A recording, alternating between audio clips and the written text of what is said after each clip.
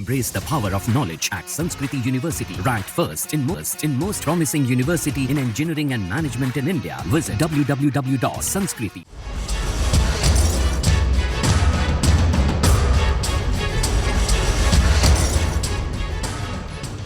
Israel Hamas के बीच शुरू हुई लड़ाई अब इजराइल हिजबुल्लाह तक जा पहुंची है। हिजबुल्लाह के बीच अब लड़ाई आर पार होती नजर आ रही है। लेबनान में लगातार 3 दिनों से तबाही देखी जा रही है। मंगलवार को पहले पेजर अटैक हुआ, उसके बाद बुधवार को यहां पर वॉकी टॉकी में धमाके हुए। इसके बाद अगले दिन गुरुवार को इजरायली एयरफोर्स ने लेबनान में एयर स्ट्राइक की। ये एयर स्ट्राइक लेबनान में घुसकर हिजबुल्लाह के ठिकानों पर हुई, जहां पर इजराइल ने हिजबुल्लाह के ठिकानों पर बम बरसाए। गुरुवार को दक्षिणी लेबनान में इजराइल की ओर से दर्जनों हमले हुए। टाइम्स ऑफ इजराइल ने लेबनानी सुरक्षा सूत्रों के हवाले से कहा है कि यह 7 अक्टूबर को गाजा युद्ध की शुरुआत के बाद हिजबुल्लाह पर अब तक का सबसे घातक बमबारी थी। गाजा युद्ध शुरू होने के बाद से हमास के समर्थन में लगातार हिजबुल्लाह इजराइल पर हमला करता आया है। इजरायली सेना ने कहा है कि लड़ाकू विमानों ने दक्षिणी लेबनान में 100 से ज्यादा हिजबुल्लाह रॉकेट लॉन्चरों पर हमला किया। यह रॉकेट लॉन्चर हिजबुल्लाह के लिए महत्वपूर्ण थे, जो तुरंत लॉन्च के लिए तैयार थे। सेना ने आगे कहा कि लगभग 1000 रॉकेट बैरल तबाह हुए हैं। सेना के मुताबिक दक्षिणी लेबनान के कई इलाकों में हिजबुल्लाह की कई इमारतों और एक हथियार डिपो पर हमला किया गया।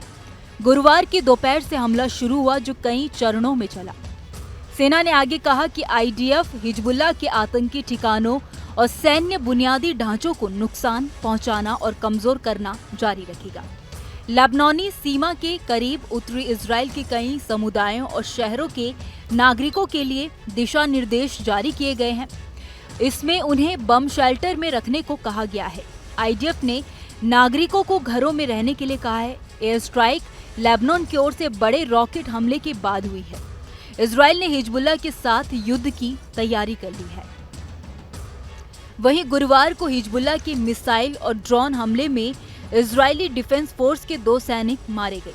9 सैनिक हमले में घायल हुए। इसके साथ ही गुरुवार को हिजबुल्लाह नेता हसन नसरल्लाह ने एक भाषण दिया। इसमें उसने पेजर और वॉकी टॉकी धमाके के लिए इजराइल को जिम्मेदार ठहराया, साथ ही इसका बदला लेने की कसम भी खाई। वहीं इजरायली रक्षा मंत्री योव गैलेंट ने इसे युद्ध का नया चरण बताया है। गैलेंट ने कहा कि आईडीएफ उत्तरी इजराइल से विस्थापित हुए लोगों की उनके घरों में वापसी तक लेबनान में हमले जारी रखेगा। उन्होंने एक वीडियो में कहा कि हिजबुल्लाह खुद को सताया हुआ महसूस कर रहा है। खैर, इस खबर में इतना ही। इस खबर को लेकर आपकी क्या राय है, आप हमें कमेंट सेक्शन में जरूर बताइए। वीडियो अगर पसंद आया हो तो वीडियो को लाइक और शेयर करना ना भूलें। बाकी देश और दुनिया की तमाम बड़ी अपडेट्स के लिए देखते रहिए न्यूज नेशन का डिजिटल प्लेटफॉर्म।